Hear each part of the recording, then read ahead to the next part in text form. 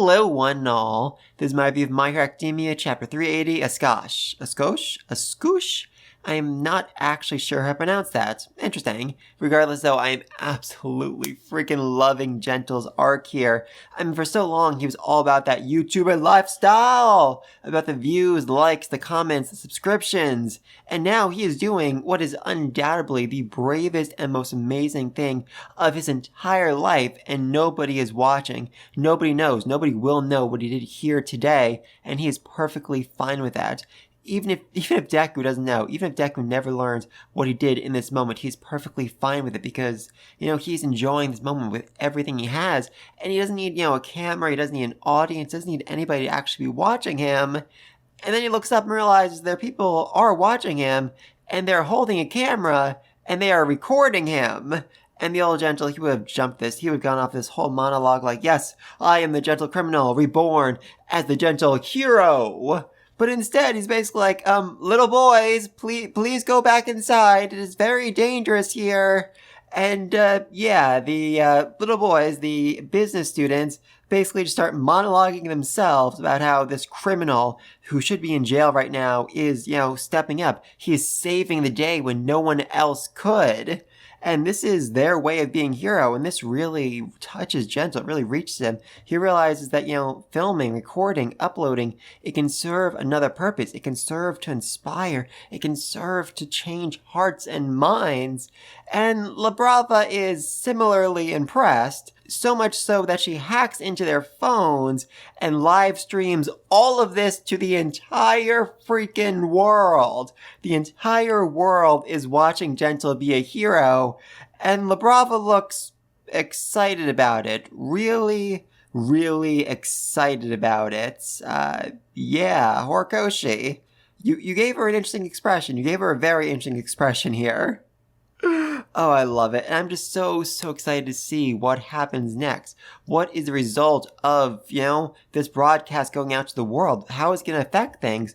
Because we can have so many more forces join the battle because of this. So many people who are inspired by this and come to lend a helping hand. I mean, first off, we have, the foreign heroes who were on their way to Japan, but were stopped after Star and Stripes was killed. They could certainly see this and be like, all right, if a villain is saving the day here, we just can't be, sitting our butts. We need to go there. We need to do everything in our power to lend a helping hand.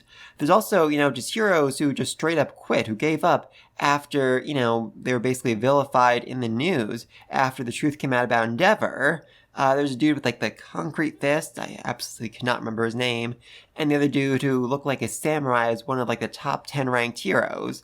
They could certainly come out of retirement and lend a helping hand somehow, some way. I'd love to see that.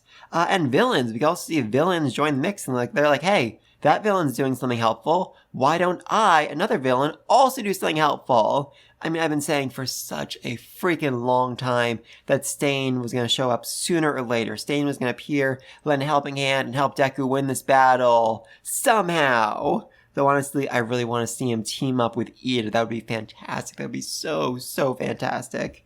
And even just regular citizens who happen to have powerful quirks could step up and help save the day in their own way. That'd be amazing. It'd be so amazing. I mean, let's not forget there's still the evacuation shelters, which, yeah, that's problematic since All For One's spies managed to infiltrate into them. I mean, my real hope for that is that the parents step up. Deku's parent, Deku's mother, Bako's mother, all of them just step up and start beating the living daylights out of the villains. I mean, that'd be insane, but I would so love to see that happening. And if we are talking about backup arriving, there's no way I can't mention freaking Koyuchi. Oh, please, God above, Koyuchi, show up, please. I want to see that so freaking badly. And it would be just absolutely fantastic. I mean, I don't think you can really see this broadcast where he is and arrive in time, but maybe, he returned to Japan after everything went to heck, and this broadcast will show him exactly where all the heroes are, where backup is needed, and then he can, fly over and lend a helping hand there. Please, Horikoshi, bring over Koyuchi. We want to see it. The fans want to see him return so badly.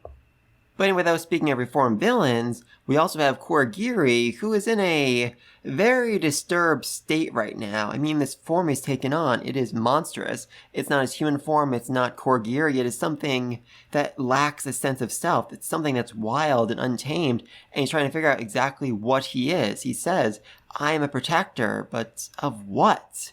And this is such an amazing point. I so freaking love it. Because I've been saying for a long time, the reason why Kurogiri, or the human, was his name, Shirokuma, was picked to become Kurogiri is because he was a hero. He was a protector. And so he was the best possible choice to become the protector of Shigaraki. But that instinct, the instinct to protect, is still very strong inside of him. And now, when Aizawa and President Mike were falling to their deaths, he managed to protect them. He managed to save them. He managed to teleport them away, which, good for him.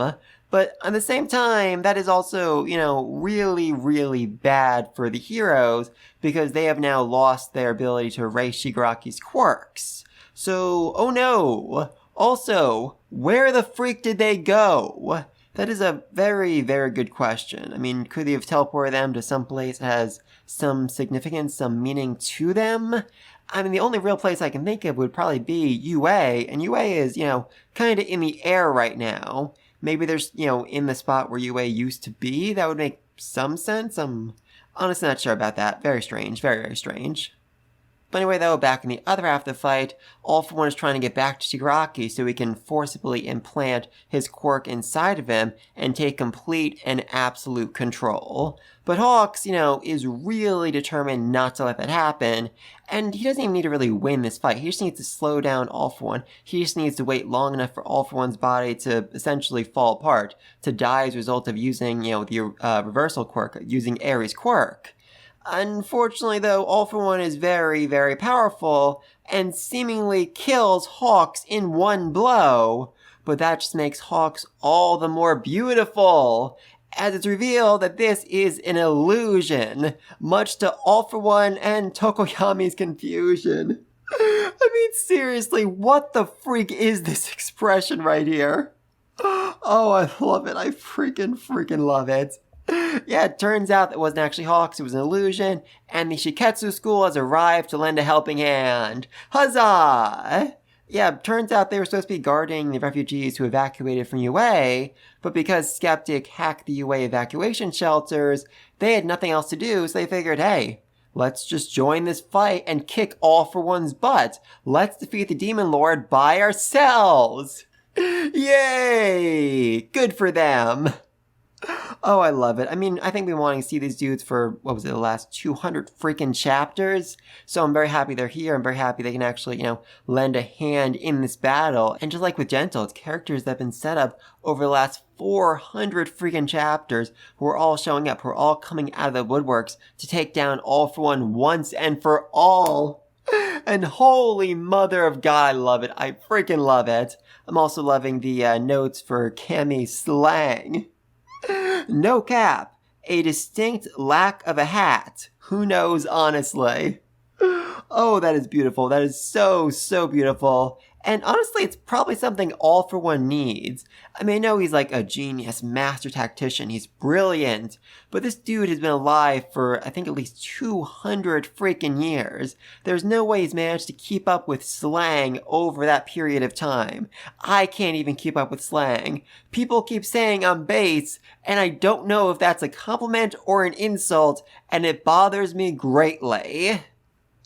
So yeah, that's fun. But anyway though, please let me know what you think down below. What do you think of Gentle becoming a YouTube star once again? How is this going to affect the entire arc? Who else is going to show up to lend a helping hand? Who is going to be inspired by his mighty acts of bravery? And how exactly is Shiketsu School going to do against All For One and this army of Twice clones? I mean, the one dude, whose name I absolutely can't remember, but he controls the wind, he is a powerhouse on the same level as Shoto and probably Bako as well, so yeah, he is very useful for taking out all of the Twice copies. But as for All For One himself, I mean, he is strong. He is really freaking strong. But again, like I said before, they don't actually need to kill him. They just need to buy enough time for either Deku to kill Shigaraki, or for Ares' quirk to erase him out of existence. Either way would work. Either way would work at this point.